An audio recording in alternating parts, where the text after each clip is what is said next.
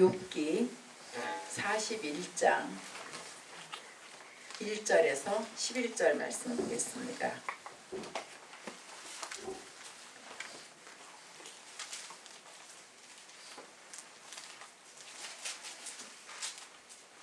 (80페이지요)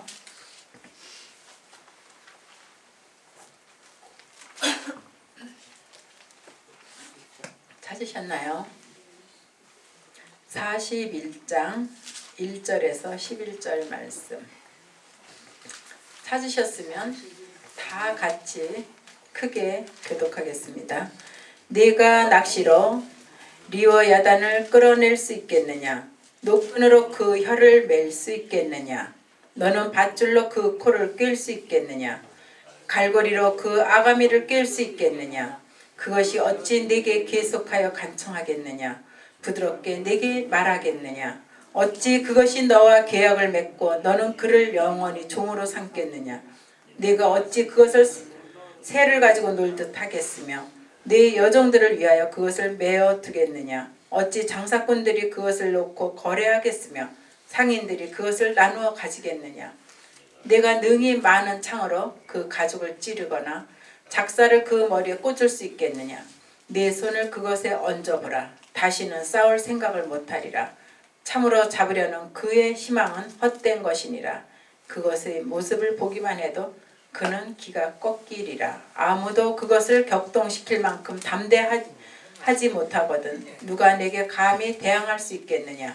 누가 먼저 내게 주고 나로 하여금 갚게 하겠느냐? 온 천하에 있는 것이 다 내 것이니라. 욥기서입니다. 욥을 보면 이 세상의 모든 사건들이 하나님의 섭리와 통제 아래에 있음을 우리는 깨달을 수가 있습니다.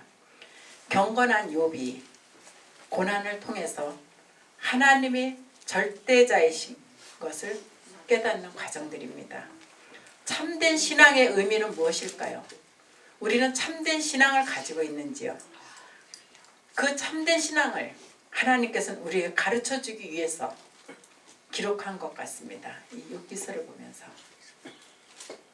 사탄이 욥을 시험할 때도 사탄이 혼자서 스스로 한 것이 아닙니다. 하나님 앞에 허락을 받은 것입니다. 만일 여러분에게 지금 힘든 일들이 있거나 혹시 몸이 아프거나 그런 분들이 계신다면 그것조차도 하나님께서 허락을 하셨기 때문에 여러분들 그것을 이겨낼 수 있어야만 됩니다. 왜냐하면 우리는 믿음의 사람이기 때문에 그 시험을 통과해야만 또 우리는 축복을 받을 수 있는 것입니다. 욥은 정말 훌륭한 사람입니다. 과연 우리가 욥과 같은 믿음을 가질 수 있는지요? 아마 지금 이 세상에는 욥과 같은 믿음을 갖고 살아갈 수 있는 사람이 없을 것입니다. 다만 우리는 말씀을 통해서 욥과 같은 믿음을 갖기를 원하고 있을 뿐입니다. 그러나 이제 여기 계신 모든 분들은 욥과 같은 믿음을 갖기를 원하는 것이 아니라 우리는 그 믿음을 온전히 가져야만 되는 것입니다. 하나님께 여기 41장의 1절부터 11절의 말씀은 하나님께 도전하는 그러한 말씀 같습니다. 하만은 땅 위에 있는 강한 창조물입니다. 하나님께서 하마를 땅 위에서 강한 창조물로 만드셨습니다. 또 악어는 물에 사는 것들 중에 가장 강한 동물입니다. 이 동물을 너무도 사납기 때문에 인간이 다루거나 길들일 수가 없습니다. 그러나 그것을 길들일 수 있는 것은 오직 하나님 한 분이십니다. 그 하나님께서 다스릴 수 있는 것을 우리 사람들은 악어도 잡으러 들고 하마도 잡으러 들고 그렇습니다. 물론 요즘 시대에는 동물원에 가서 많이 볼 수 있습니다. 그러나 하나님께서는 그것을 물에서 우리가 갖고 놀 수 있냐고 하셨어요. 시편의 104편 26절을 한번 보겠습니다.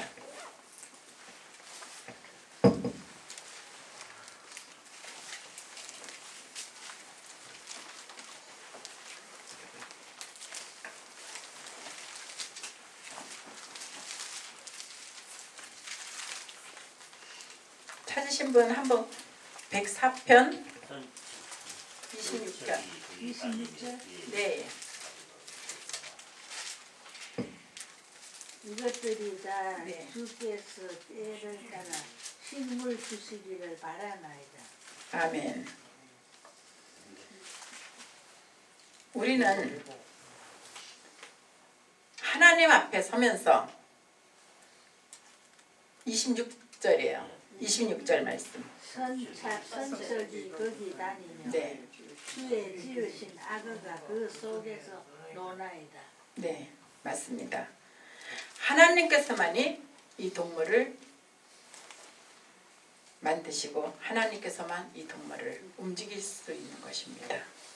그러나 요즘은 사람들이 완악해져서 또 많은 기구들로 이 동물을 잡기도 하고 그렇습니다. 우리는 그 악어를 대항할 수 있는 힘은 없습니다. 창이나 다른 무기를 갖지 않고서는. 여러분들 모든 창조물을 지배하신 하나님께서는 모든 피조물들은 순종해야 한다는 것을 이 말씀을 통해서 우리에게 가르쳐주고 있습니다. 악어를 잡으려는 그 인간의 희망은 헛된 희망이라는 것을 깨닫게 해주시는 것입니다. 얼마나 우리가 헛된 것을 잡으려고 하고 있는지요. 이 악어는 하나의 비유이지만 우리는 많은 것들을 우리의 욕망과 욕심으로 잡으려고 하는 것들이 많이 있습니다. 그것을 우리가 내려놓고 하나님 앞에 나아갈 때 우리는 그 많은 것을 취득할 수 있는 것입니다. 하나님 앞에 우리는 무엇을 불평하고 있는지요? 나의 모든 것들이 내가 뜻하는 것이 이루어지지 않을 때 우리는 하나님을 원망하지 않았는지요? 하나님께 원망하기보다는 내 삶을 뒤돌아보며 여기까지 이끌어오신 하나님 앞에 감사해야 됩니다. 우리에게는 너무 감사가 부족하기 때문에 우리는 이웃을 통해서나 누구를 통해서 바라볼 때 원망이 먼저 나가는 것입니다. 하나님 앞에 감사가 있다면 우리는 많은 것들을 또 용서와 사랑으로 받아들일 수 있는 것입니다. 악어에게 손을 얹는 것처럼 어리석은 것이 없습니다.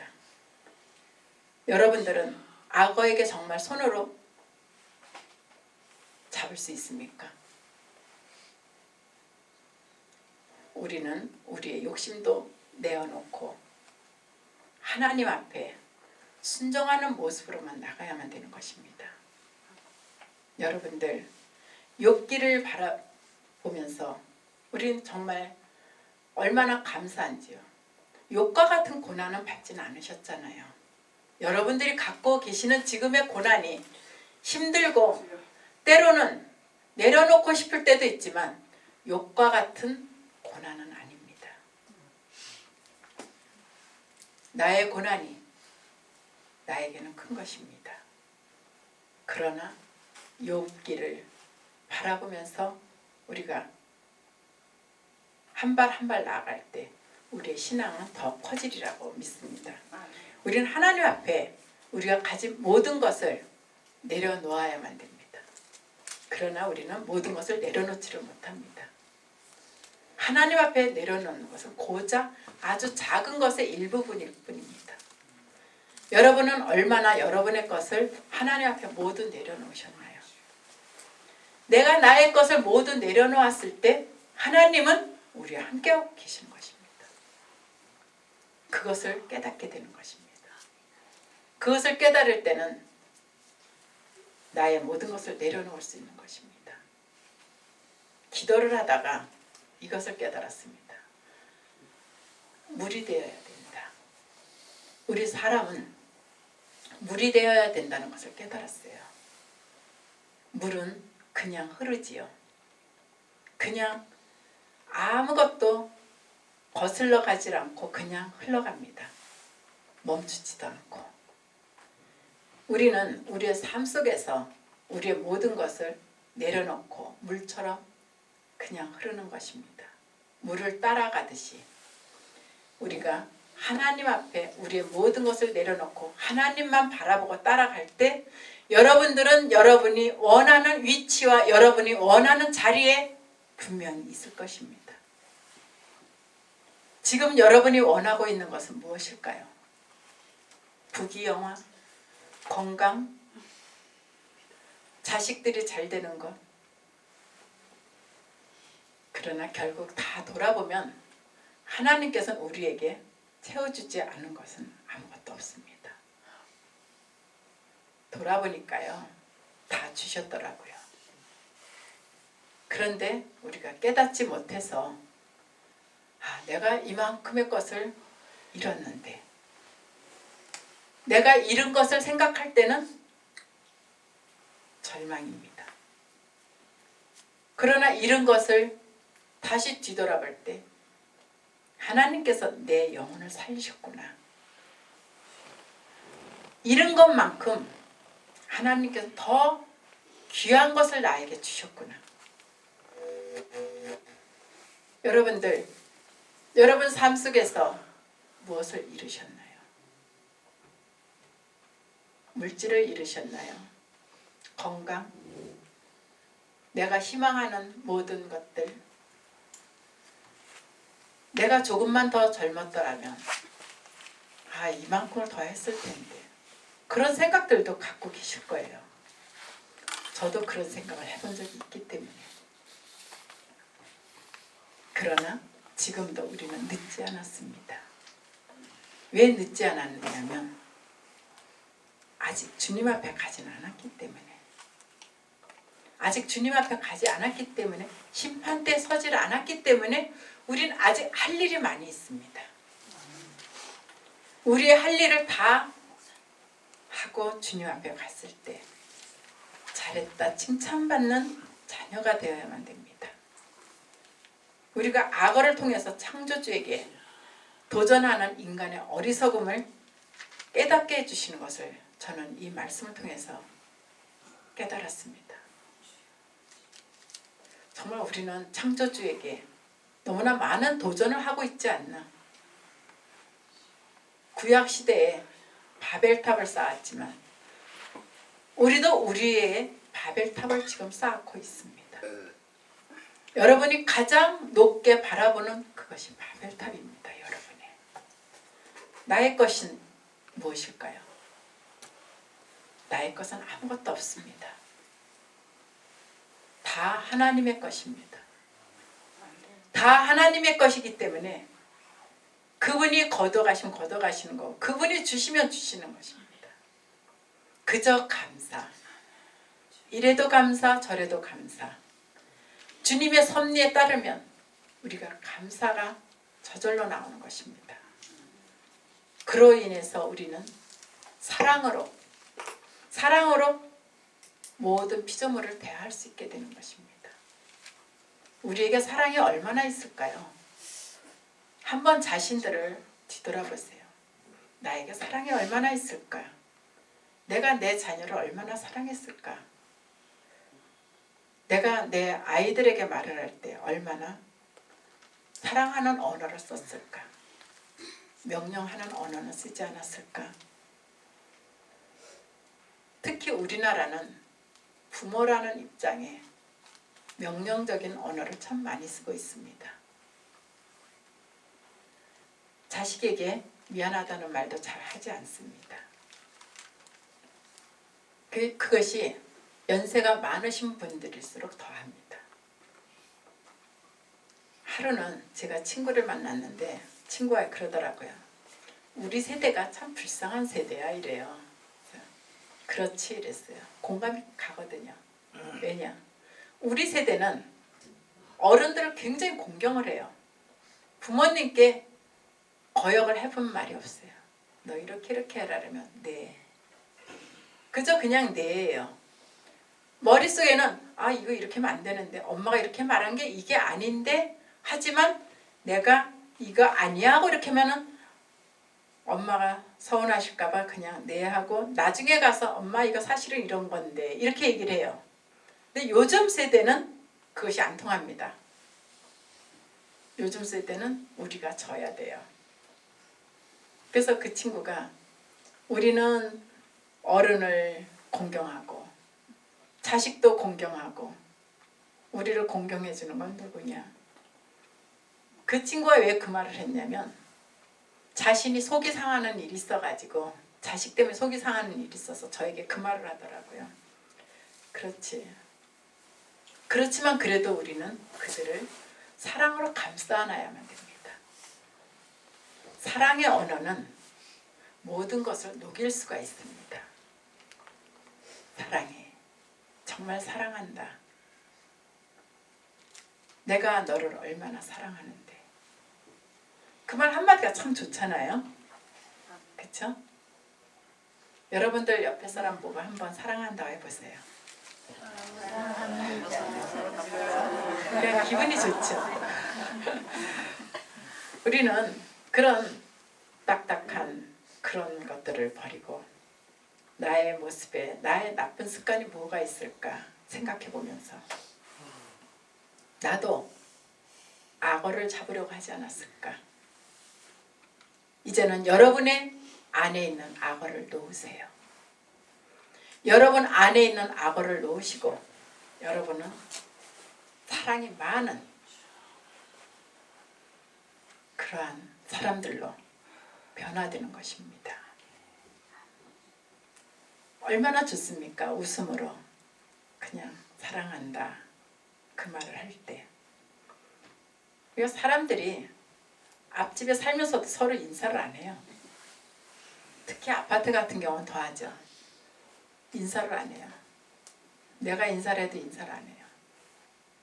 요즘은 인사하면 이상하게 돼요. 얼마나 삭막한 시대에 우리가 살고 있습니까? 그러나 내가 먼저 고개 숙여서 웃고 인사를 한다면 그들도 인사를 하게 되는 것입니다. 나부터 먼저 변해야 됩니다. 내 안에 악어가 많기 때문에 그 악어를 놓지 못하기 때문에 그렇게 되는 것입니다. 여러분 공고하십니까? 그러나 여러분의 공고함은 여러분 안에 있는 악어를 놓았을 때 하나님께서 함께 하시기 때문에 여러분은 행복할 수 있습니다. 나는 행복해. 그렇게 생각을 하세요. 내가 행복할 수 있는 것이 무엇일까? 꼭 내 자녀가 서울대를 가야만이 행복한 것이 아닙니다. 내 자녀가 꼭 전교 1, 2등을 해야만이 행복한 것이 아닙니다. 내 자녀를 하나님 앞에 아름다운 모습으로 키우는 것이 우리는 행복한 것입니다. 그 아이가 아름다운 마음을 가질 수 있는 것. 그럼 여러분들은 여러분 안에 꽃을 키우시는 것입니다. 얼마나 식물이 아름답습니까? 이제 오늘 이 예배 이 시간 이후로 우리 안에 있는 악어를 모두 다 버립시다. 어느 분이 하나님 앞에 축복받은 이야기를 제가 하나 해드리겠어요. 95년도 2월이었는데 제가 제주도 살고 있을 때예요. 제가 아는 집사님이 저에게 전화가 왔어요. 그때는 제가 제주도에서 좀 봉사 활동을 많이 했었어요. 이제 정신과 병동에서 이제 하나님을 그 사람들 하나님 앞으로 이제 인도를 하고 이제 그랬었는데 하루는 서울에 계시는 분이 이제 저를 만나러 찾아왔어요. 근데 그분이 너무나도 힘든 분이었어요. 약국을 하시는데 굉장히 힘이 드시대요. 저는 처음에 이해가 안 됐습니다. 약국을 하는 사람이 완전히 부도가 나서 망했다는 거예요. 대부분 약국을 하면서 부도가 나고 그런 건 없잖아요. 안정된 직업이라고 생각을 했는데. 근데 그분이 오셔서 이야기를 하는데 자신이 너무나도 힘든 과정을 이야기하는 거였어요. 어떻게 하다 보니까 자기 주머니에 10,000원밖에 없대요. 남편도 없고 자기도 딱 10,000원이래요. 근데 제주도까지는 왔대요. 다른 분이 차비를 해주셔가지고. 그래서 저를 만나러 오신 거였어요. 근데 참 암담했어요. 그분이 그 서울에서 저를 만나러 오셨다는 게 마음이 굉장히 부담이 됐습니다. 여러분 같아도 아마 부담이 되실 거예요. 그 사람에게 돈이 10,000원밖에 없다는데 저를 만나겠다고 왔는데 나는 그분에게 뭐를 어떻게 해줘야 될지 모르겠는 거예요. 아, 진짜 어떻게 할까? 저 사람을 내가 어떻게 해야 될까 했어요. 그러자 기도했습니다. 여러분, 우리가 할 수 있는 것은 기도밖에 없지 않습니까? 그 사람이 어려워서 그랬는데 제가 그 사람에게 무엇을 어떻게 도와줄 수 있는 것도 없고, 그래서 그분을 놓고 함께 기도하기 시작했습니다. 기도하는데 간절히 기도를 했어요. 정말 나의 일처럼 생각을 하고 너무 안타깝고 그랬더니 저에게 통변이 나왔습니다. 기도를 하다가 방언으로 두려워 말라 내가 너와 함께 하리라. 내가 너를 크게 세우리라. 그런데 그 통변이 나왔을 때 저는 좀 걱정이 됐어요. 물론 저 자신도 모르게 나온 통변이지만 왜 걱정이 되었냐면 이 사람은 10,000원밖에 없는 사람인데 얼마나 낙담을 할까. 그렇지만 다시 기도하면서 하나님, 제가 먼저 그 말을 믿어야겠습니다. 제가 하나님께서 주신 그 말씀을 믿습니다. 아멘 했어요. 왜냐하면 통변을 하면서 제가 그 말씀을 믿지 못한다면 그 일은 역사가 일어날 수가 없지 않겠습니까? 그래서 강하게 믿었어요. 하나님 믿습니다. 그리고 그 집사님한테 집사님도 믿으세요. 지금은 집사님 10,000원밖에 없지만 크게 세우신다고 했으니까 하나님께서는 집사님을 크게 세우실 것입니다. 그때 그분이 흔쾌히 아멘을 하고 그리고 가셨어요. 그런데 정말 그 일이 일어났어요. 10,000원밖에 없었던 사람이 몇 년 후 그분이 기독교 방송에 나왔어요. 기독교 방송에 나오셔가지고 큰 사업을 하게 되셨던 거예요. 그래서 그분이 강남에 사시게 되셨는데 저를 초대해가지고 그분 집에 갔어요. 10,000원밖에 없었던 사람이 그렇게 된 것입니다. 그래서 그분이 이제 무슨 선식을 하는 분이에요. 선식 뭐 이런 걸 하시는 분인데 정말 하나님의 은혜가 얼마나 놀라운지. 그래서 그분한테 어떻게 된 거냐 했더니 그 말을 믿었대요. 그 하나님이 주신 그 말씀 믿고 하나님 내가 그 말씀 먹습니다. 지금은 없지만 나는 정말 꼭 잘 될 것으로 믿습니다. 아멘. 아멘. 여러분들에게도 그 말씀이 임하실 것을 믿습니다. 아멘. 그래서 그분께서 생각지도 않은 도움의 손길이 왔었대요. 그래서 도움의 손길이 왔는데 자신은 아무것도 없는데 그래서 그 일을 같이 하기 시작을 했대요. 같이 하기 시작을 했다가 그것이 갑자기 커진 거였어요. 그래서 그분이 간증도 하시면서 기독교 방송에도 나오시고 많이 그러셨어요. 여러분, 절대로 여러분 절망하지 마세요. 그래도 그분처럼 여러분 10,000원만 있는 거 아니시죠? 여러분은 더 많은 것을 가지고 계십니다. 하나님의 축복이 여러분에게 임하실 줄 믿습니다. 이것이 하나님께서 함께 하실 것을 믿습니다. 여러분 안에 소망이 이루어질 것으로 믿습니다. 2015년도에 여러분께서 못다 이룬 것들이 있다면 16년도에는 꼭 기필코 이루어질 것입니다. 왜 이루어지지 않았을까요? 내 안에 악어가 있었기 때문에. 그래서 이루어지지가 않았던 것입니다. 내 안에 악어를 버리고 내 안에 참된 하나님의 사랑을 여러분 안에 충분히 넣어주세요. 여러분, 우리 그리스도인은 굶어 죽어도 결코 굶어 죽는 데 소리 들으면 안 됩니다. 아, 저 사람 돈 많은 것 같아. 풍요로워 보여. 그렇게 우리는 느끼게 해야 됩니다. 우리가 일부러 그것을 느끼게 할 수는 없습니다. 우리가 믿음 가운데서 하나님과 함께 할 때 여러분 안에 역사하시는 하나님이 늘 여러분을 풍요롭게 하실 것을 믿습니다. 그리고 여러분이 건강하실 것을 믿습니다. 건강해야 우리가 하나님 앞에 서서 봉사도 할 수 있고 일도 할 수 있습니다. 그리고 여러분 이 한 해를 보내면서 정말 하나님 앞에 감사하십시오. 얼마나 감사합니까? 여러분 작년 14년도에 여러분을 이렇게 뵈었을 때 또 올해도 건강한 모습으로 또 그대로 우리는 살아가고 있지 않습니까? 아까 어떤 분이 갑자기 돌아가셨다 그랬잖아요. 그렇게 갑자기 돌아가시는 분도 계시는데 저는 제일 두려운 것이 준비 없는 죽음입니다. 우리에겐 가장 두려운 것은 돈이 없는 것도 아니고 아픈 것도 아닙니다. 준비 없는 죽음.